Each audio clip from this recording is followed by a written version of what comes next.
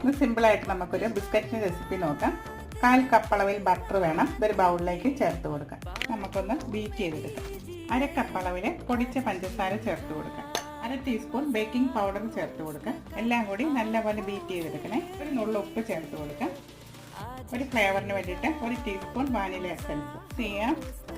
ഇതിലേക്ക് 1 കപ്പ് അളവിൽ ഗോതമ്പ് പൊടിയാണ് ചേർത്ത് കൊടുക്കുന്നത്. മൈദ ചേർത്ത് കൊടുക്കാൻ ഇഷ്ടമുള്ളവർക്ക് ചേർത്ത് കൊടുക്കാം കേട്ടോ.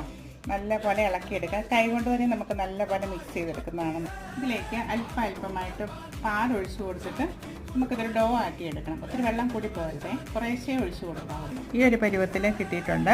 നമുക്ക് കൈ വെച്ചിട്ട് തന്നെ ഒരു ബിസ്ക്കറ്റിൻ്റെ ഷേപ്പ് നമുക്ക് ഇഷ്ടമുള്ള ഷേപ്പ് കൊടുക്കാം കേട്ടോ. എന്നിട്ട് ഒരു സ്പൂൺ വെച്ചിട്ട് ജസ്റ്റ് ഇങ്ങനെ ഒന്ന് ഒരു ബിസ്ക്കറ്റിൻ്റെയൊക്കെ പോലെയുള്ള ഒരു ഷേപ്പ്.